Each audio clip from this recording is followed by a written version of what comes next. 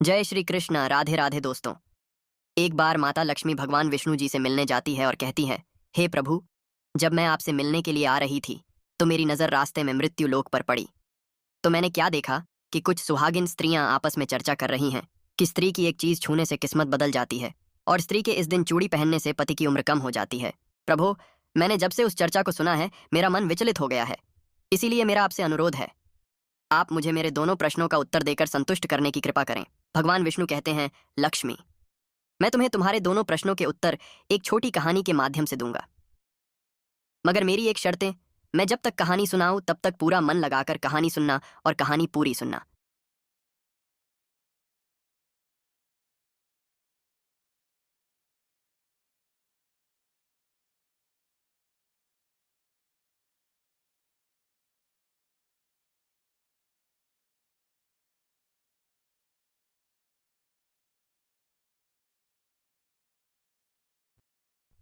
क्योंकि आधी अधूरी कहानी सुनने से आधा अधूरा ही ज्ञान प्राप्त होता है, जो जीवन में कभी काम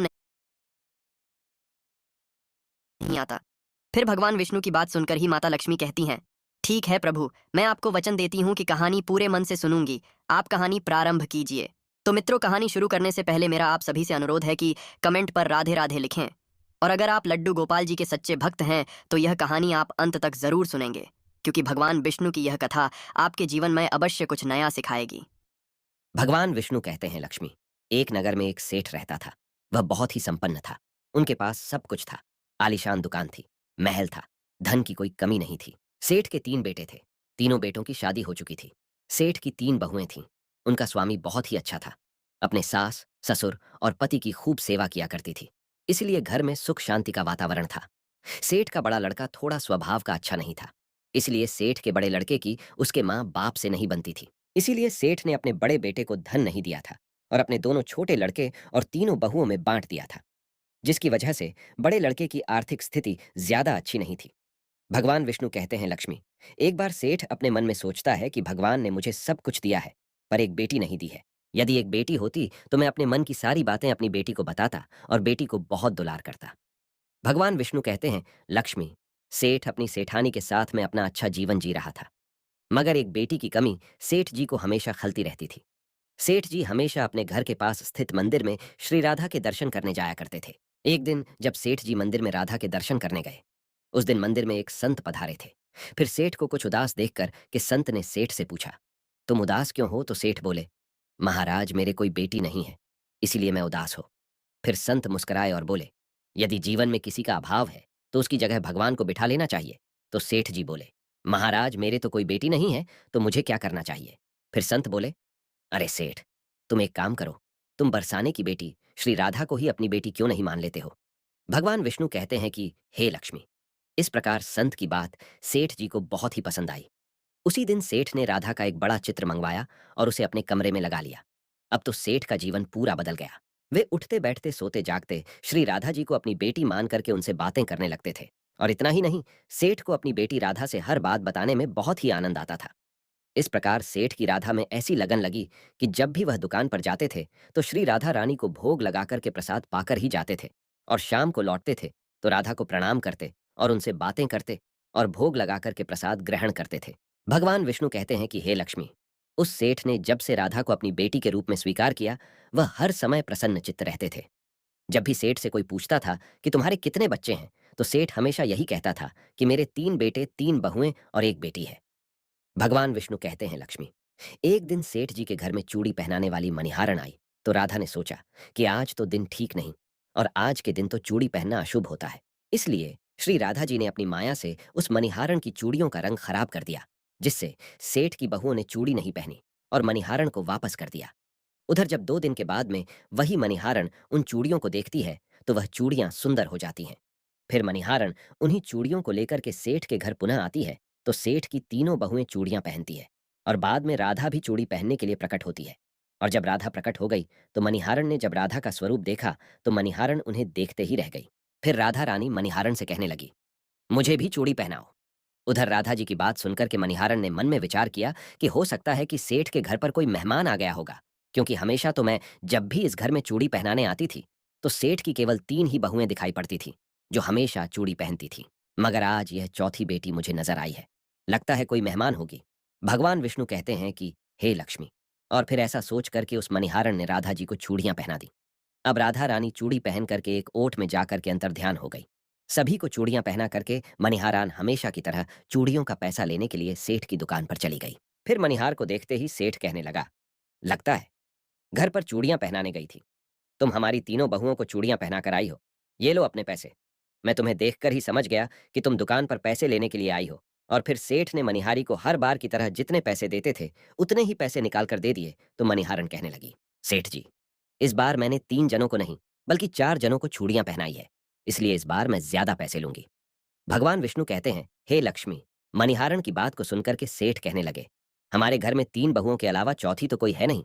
फिर तुमने चूड़ी किसे पहनाई? तो मणिहारन कहने लगी, सेठ मैं नहीं जानती, लेकिन मैं तो सिर्फ इतना जानती हूं कि मैंने तो चारों को चूड़ी पहनाई है। फिर इस प्रकार मणिहारन की बात को सुनकर के सेठ कहने लगा, ठीक है, पहले तुम 3 लोगों के पैसे ले जाओ। बाकी के पैसे मैं पहले घर पर जाकर पता करूंगा।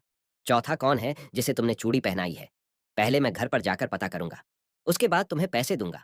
मणिहारन बोली, ठीक है सेठ जी, पहले आप घर पर पता कीजिए, उसके बाद मुझे मेरे पैसे दे देना। और ऐसा कह करके वो मणिहारन सेठ की दुकान से चली गई। भगवान विष्णु कहते हैं कि हे लक्ष्मी। शाम को सेठ जी जब घर पर पहुंचे, उन्होंने घर में मणिहारन के बारे में पूछा। उनकी बहुओं ने कहा कि केवल हम तीनों ने ही चूड़ियां पहनी थीं। तो सेठ कहने लगा कि यही बात तो मैंने मणिहारन को काफी देर तक समझाई कि हमारे घर में केवल 3 ही जने हैं, चौथा कोई नहीं है जिसे तुमने चूड़ियां पहनाई है।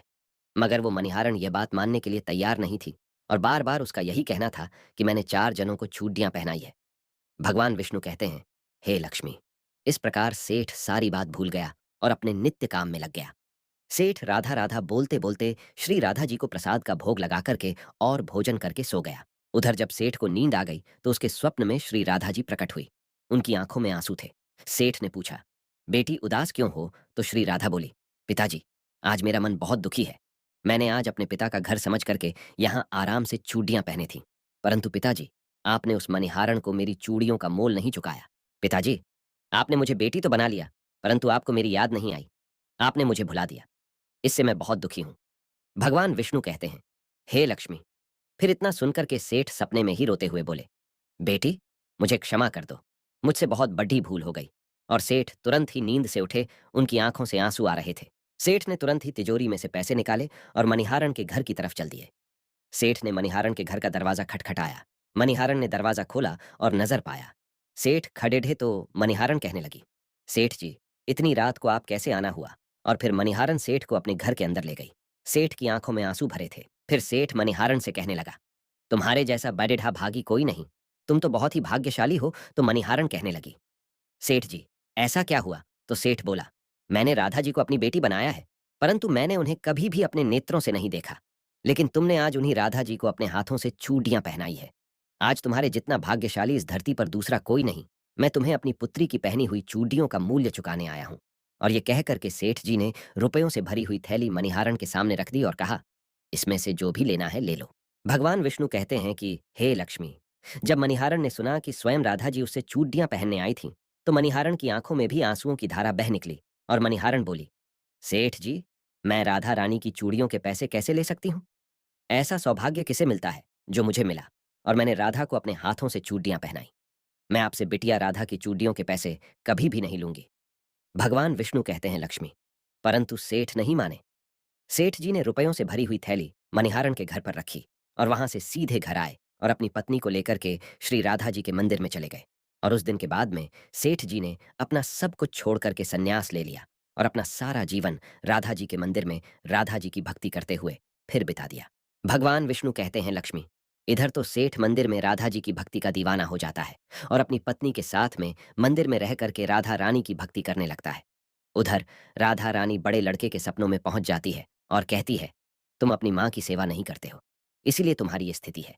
तुम आज से ही अपनी माँ के चरण स्पर्श करना प्रारंभ कर दो।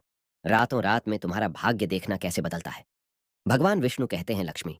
इस प्रकार से अटका पड़ा लड़का अपनी माँ के रोजाना चरणों को स्पर्श करने लगा और फिर बहुत बड़ा आदमी बना और उसके पास धन की कोई कमी नहीं रही। फिर भगवान विष्णु कहते हैं, लक्ष्मी, तुम अपने पहले प्रश्न का उत्तर समझ लो। तुम्हारा पहला प्रश्न था कि स्त्री की कौन सी चीज उसे बिना बताए छूने से रातों रात भाग्य बदल जाता है। तो ठीक से समझ लो, जो इंसान सेठ के बड़े लड़के की तरह अपनी माँ के चरणों की सेवा करता है, माँ के चरणों का अमृतपान करता है, उसका सोया हुआ भाग जाग जाता है और एक दिन ऐसा इंसान बहुत बड़ा आदमी बनता है। भगवान कहते हैं कि लक्ष्मी, अब तुम अपने दूसरे प्रश्न का उत्तर सुनो। तुम्हारा दूसरा प्रश्न था कि स्त्री के किस दिन चूड़ी पहनने से पति की उम्र कम हो जाती है। तो समझ लो, जिस दिन मनिहारान सेठ की तीनों बहुओं को चूड़ियां पहनाने के लिए आई, तो राधा जी ने देखा कि उस दिन मंगलवार है। इसलिए राधा जी ने अपनी माया से उन चूड़ियों को काला कर दिया, जिससे सेठ की बहुओं को चूड़ियों का रंग पसंद नहीं आया। और फिर मनिहार अगले 2 दिन के बाद, यानी शुक्रवार को आती है, तो चूड़ियों का रंग सुंदर हो जाता है और सेठ की तीनों बहुएं और राधा चारों चूड़ी पहनते हैं। इस तरह हमेशा के लिए सचेत रहने के लिए राधा रानी सेठ के बड़े बेटे की तरह सेठ की तीनों बहुओं के सपनों में आती है और चूड़ी का महत्व बताते हुए कहती है कि हर सुहागिन स्त्री को चूड़ी पहनने से पहले कुछ बातों का विशेष ध्यान रखना चाहिए। नंबर 1, सुहागिन स्त्री को 21 चूड़ी पहननी चाहिए। नंबर 2, नई चूड़ी हमेशा सुबह या शाम को पहननी चाहिए। नंबर 3, नई चूड़ी हमेशा रविवार या शुक्रवार को ही पहनना चाहिए। इस दिन पहनने से पति की उम्र बढ़ती है। नंबर 4, चूड़ी मंगलवार और शनिवार को ना तो खरीदनी चाहिए और ना ही पहननी चाहिए। इससे पति की उम्र कम होती है। चूड़ी 16 श्रृंगार में से एक अहम हिस्सा होता है। इसलिए जब भी चूड़ी पहनो तो सोच समझ कर ही पहनी जाए। यदि आपको यह कहानी पसंद आई हो तो प्लीज आप हमारे चैनल को सब्सक्राइब करें और भगवान विष्णु और लक्ष्मी के लिए एक लाइक करना ना भूलें। जय श्री